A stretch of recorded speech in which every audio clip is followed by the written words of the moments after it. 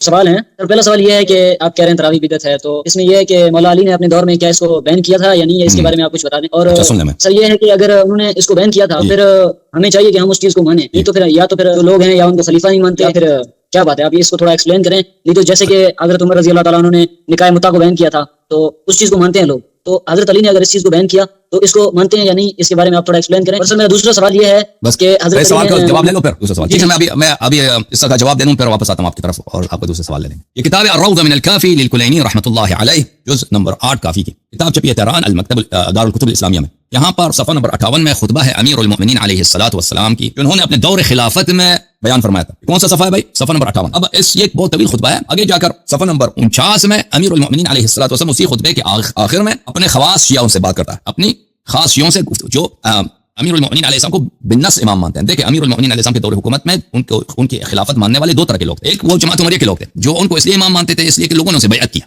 اور ایک کم لوگ تھے جو رافضی شیعہ تھے جو ان کو اس لیے خلیفہ مانتے تھے کہ وہ منصوص بالامامہ منصوص بالخلافہ ہیں، قرآن و سنت کی روح سے وہ خلیفہ ہیں. وہ کم لوگ تھے. تو ایک خطبہ انہوں نے دے دیا، عام خطبہ. پھر انہوں نے اپنا رخسار مبارک کیا، ثم اقبل وجهه وحوله ناس من اهل بيته وخاصته وشيعته. اس کے اپنے گھرانے کے لوگ تھے اس کے ساتھ، اور اس کے خاص شیعہ لوگ ان کے ساتھ تھے، امیر المؤمنین علیہ الصلوۃ والسلام کے ساتھ. ان سے انہوں نے گفتگو فرمایا قد عملت الولاة قبل اعمالا خالفوا فيها رسول الله صلی اللہ علیہ وآلہ وسلم متعمدین لخلافه.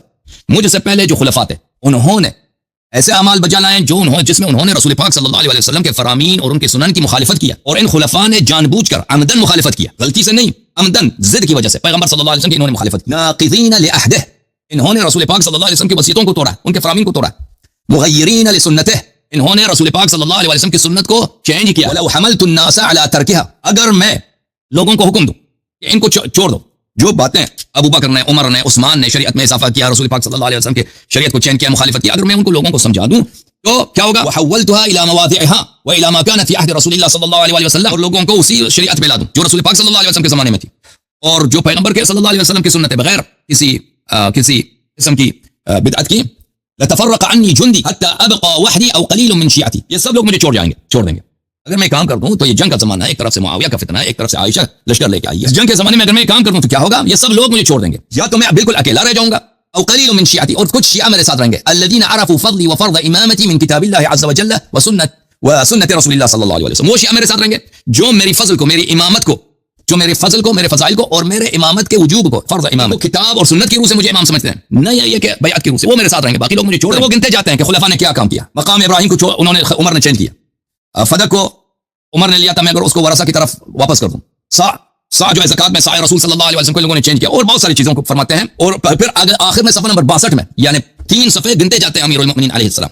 صفحہ نمبر 59 سے شروع ہوتی ہے، صفحہ نمبر 60 61 اور صفحہ نمبر 62 میں. یہ صرف خلفاء کی ان کاموں کی فہرست ہے جن خلفاء نے رسول پاک صلی اللہ علیہ وسلم کی جان بوجھ کر عمدن مخالفت کی. پھر تراویح کی طرف آ جاتے ہیں. وَلَقَدْ أَمَرْتُ النَّاسَ أَنْ لَا يَجْتَمِعُوا فِي شَهْرِ رَمَضَانَ إِلَّا فِي فَرِيضَةٍ، میں نے لوگوں کو اعلان کر دیا کہ ماہ رمضان میں نماز جماعت صرف واجب فریضہ نماز کے لیے، نوافل کو جماعت کے ساتھ نہ پڑھا کرو. وَأَعْلَمْتُمْ، اور میں نے ان کو سمجھا دیا، أَنَّ اجْتِمَاعَهُمْ فِي النَّوَافِلِ بِدْعَةٌ، یہ جو نوافل پڑھتے ہیں جماعت کے ساتھ یہ بدعت ہے.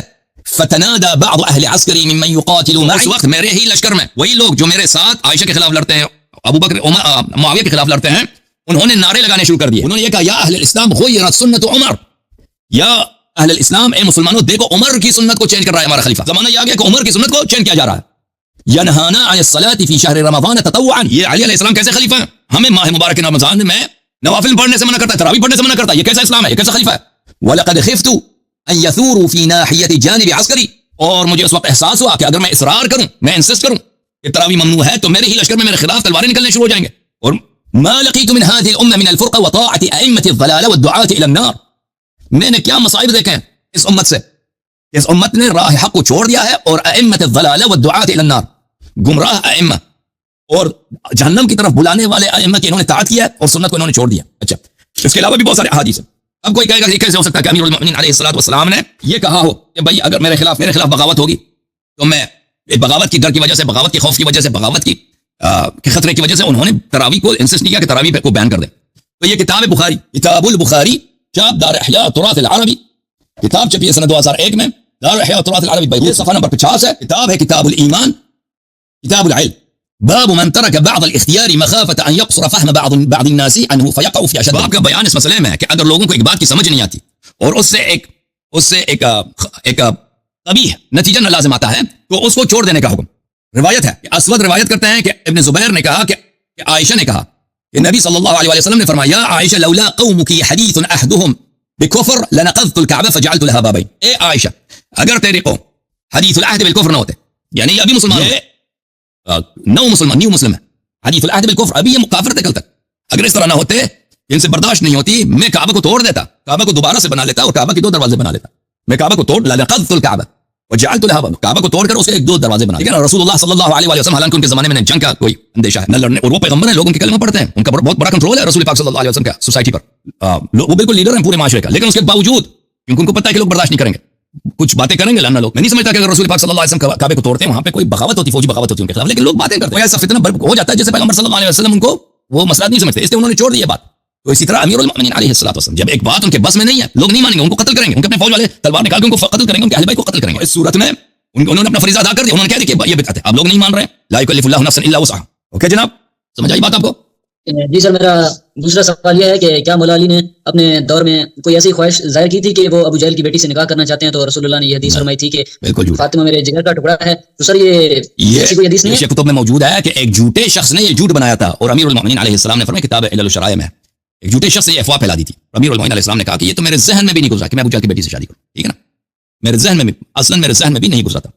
میں آپ کو کتاب دکھاؤں, یہ کتاب ہے بحار الانوار الجامع لدرر اخبار الائمہ الاطہار علیہم السلام, جلد نمبر 43. یہاں پہ ملاحظہ فرمائیے یہ امیر المؤمنین علیہ الصلوۃ والسلام کی وہ حدیث ہے کہ حضرت زہرا سلام اللہ علیہا کی شہادت ہے ان کے دفن کے وقت. وہ فرماتے ہیں قال علی علیہ السلام فوالله ما اغضبتها ولا اكرهتها على امر حتى قبضها الله عز وجل. اللہ کی قسم میں نے کبھی بھی زہرا سلام اللہ علیہا کو غضبناک نہیں بنایا, اور میں نے ان کو کبھی بھی کسی بات پہ مجبور نہیں کیا کہ ان کی اپنی مرضی نہ ہو کہ تم یہ, اس وقت تک کہ جب ان کی شہادت ہوئی. ولا اغضبتنی ولا عصت لي امرا, اور زہرا سلام اللہ علیہا نے پوری زندگی کبھی اس نے مجھے نہ غصہ دلایا ہے, نہ غضب دلایا, اور نہ کبھی میرے کسی بات کو زمین پر, نہ میرے کسی بات کی انہوں نے نافرمانی کیا. وَلَقَدْ كُنْتُ أَنْظُرُ إِلَيْهَا فَتَنْكَشِفُ عَنِّي الْهُمُومُ وَالْأَحْزَانُ. امیر المؤمنین علیہ السلام فرماتے ہیں کہ زہرا سلام اللہ علیہا میرے دل کا سرور تھی, میں جب ان کی طرف دیکھتی تھی تو میرے زندگی کے جتنے دل میں غم ہوتے تھے, زندگی میں میرے دل میں جتنے غم ہوتے تھے, جتنے مصائب کو میں برداشت کرتا, وہ سب میں بھول جاتا تھا میں صدیقہ طاہرہ سلام اللہ علیہا کو جب دیکھتا تھا. اور پھر اسی جلد نمبر 43 میں حضرت زہرا سلام اللہ علیہا کے وقت امیر المؤمنین علیہ الصلوۃ والسلام نے ان سے کہا اوصنی بما احببتی یا بنت رسول اللہ, آپ کی وصیت کیا ہے, مجھے کوئی وصیت کریں اے رسول اللہ صلی اللہ علیہ وسلم کی بیٹی. تو انہوں نے فجلس عند رأسها واخرج من كان في البيت ثم قالت, امیر المؤمنین علیہ السلام کے سرحانے بیٹھ گئے اور کمرے سے سب کو نکال دیا. فقالت, انہوں نے فرمایا ابن عم, انہوں نے عرض کیا کہ اے میرے چچا کے بیٹے, ما احدتنی كاذبة ولا خائنة ولا خالفتك منذ عاشرتنی, اے میرے چچا کے بیٹے صدیقہ طاہرہ سلام اللہ علیہ نے کہا کہ آپ کو یاد ہے کہ میں نے کبھی آپ سے جھوٹ نہیں بولا ہے, میں نے کبھی آپ کی کوئی خیانت نہیں کی ہے, اور نہ کسی بھی ایک چھوٹی سی بات میں نے کبھی آپ کی مخالفت کی ہے, جب سے میں آپ کے ساتھ رہی ہوں کبھی آپ کی مخالفت نہیں کی ہے. اور فقال معاذ الله انت اعلم بالله وابر واتقى واكرم واشد خوفا من الله ان اوبخك بمخالفتي. امیر المؤمنین علیہ السلام نے فرمایا میں اللہ کا پناہ مانگتا ہوں یا فاطمہ الزہرا, آپ کا مقام بہت عظیم ہے, کہ آپ کا مقام اتنا عظیم ہے, آپ اعلم بالله وابر, آپ اتنے پرہیزگار, آپ اتنے نیکوکار, آپ اتنے صاحب کرم, آپ اتنے صاحب تقوی من اللہ ہیں کہ میں مجھے یہ فرصت ہو جائے کہ میں آپ کو کوئی وجہ بھی ہو کہ میں آپ کو کیا کروں, میں آپ کو آپ کی توبیخ کروں, آپ کو مذمت کروں, آپ سے گلایا کروں کہ آپ نے کبھی میری مخالفت کی ہے. یہ کتاب ہے مجمع الزوائد ومنبع الفوائد الجزء التاسع, تالیف ابو بکر الہیثمی علی بن ابی بکر الہیثمی, الجزء التاسع, چاپ دار الفکر. یہاں پہ ملاحظہ فرمائیے صفحہ نمبر 330 میں عبداللہ بن مسعود روایت کرتے ہیں رسول اللہ صلی اللہ علیہ وسلم سے, ان اللہ امرنی ان ازوج فاطمہ من علی علیہ السلام, رواہ الطبرانی ورجالہ ثقات.